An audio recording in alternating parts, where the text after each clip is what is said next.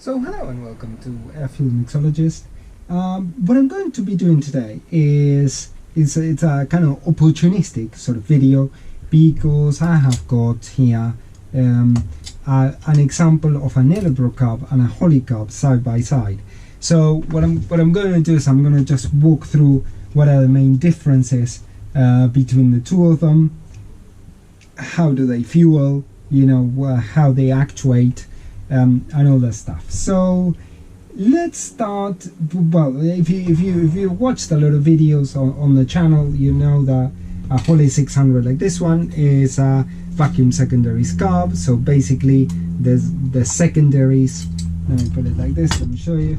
The secondaries are actuated by vacuum, so there is no mechanical link apart from this.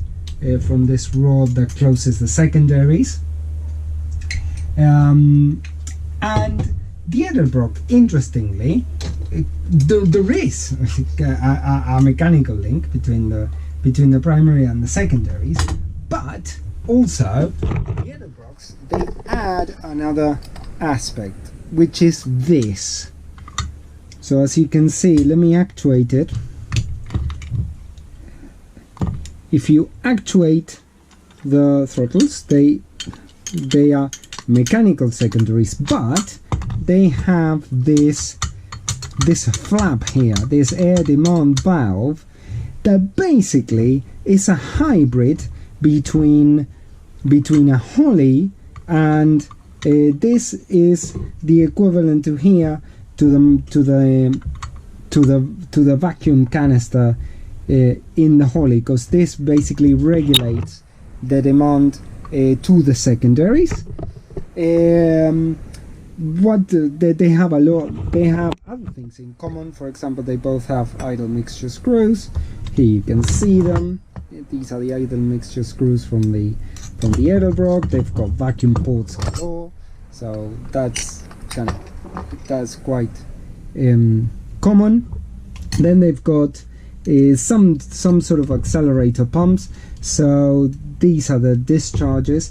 Obviously the Holley, the accelerator pump is a diaphragm type, and this one is a plunger type. Let me see if I can find it was from here. I haven't got it, but basically it is a plunger that goes there and actuates the acceleration fueling.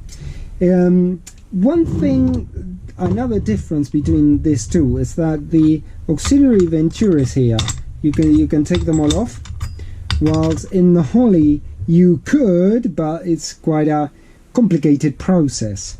So that's there's a difference between them. And also, there is quite a fundamental difference between the carbs, and it is about the way they fuel. Yeah. So in an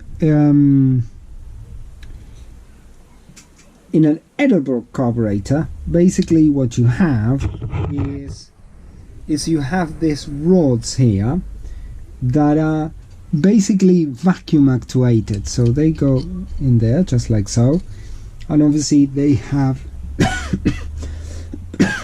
they have a spring underneath them.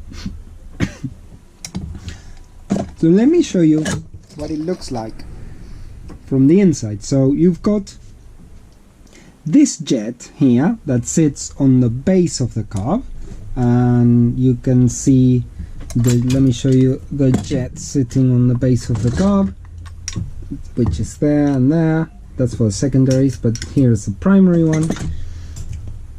So this sits on the base of the carb. So when there is full manifold vacuum, the needle basically goes inside here like this, and this is what creates a restriction to the fuel flow. But as the as the vacuum in the manifold reduces, i.e. the load goes up, what starts to happen is that this needle starts going up and up and up, creating less of a restriction and therefore generating more fuel flow through this. So that's why they say that if you want to increase the fueling in one of these, you just put a thinner rod, and the thinner rod is going to create less of a restriction to the fuel flow through the needle, through the jet. Now the Holley is slightly different on this, because basically the Holley has like a fixed, there's two fixed passages, and it has what is called the power valve. So as you can see, it's spring actuated, so when the manifold vacuum drops below 5.5 in this case, so the Holley power valves, they're all rated in terms of the manifold vacuum that they work with. So whenever manifold vacuum drops below 5.5, the valve opens and opens the fuel flow to this area, which goes through these two slots here. So that's why they say if you want to increase top end fueling in a Holley carb, you always need to work with this. You either need to increase the size of this, or you need to put a restriction into this. Why? Because look at it's the same principle that the Edelbrock carbs have with this needle. So if you insert some sort of needle in here in the Holley block, you're basically going to create some sort of restriction. As in this case, it's total restriction. But you get what I mean.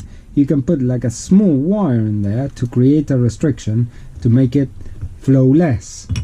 So that's what I think, and also what I like about the Edelbrock as well. Because it has this variability, it's relatively easy to tune the top end fueling. So that's a characteristic that I think it's quite neat about the carb. And also the other difference that is important is that obviously you need to make sure that your manifold can accommodate the bolt pattern, because they are a bit different.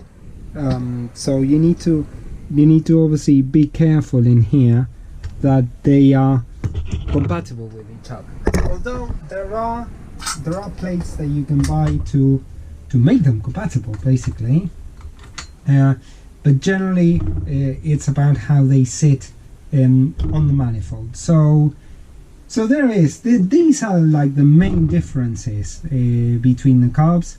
I hope you got something out of it, and I'll see you on the next episode.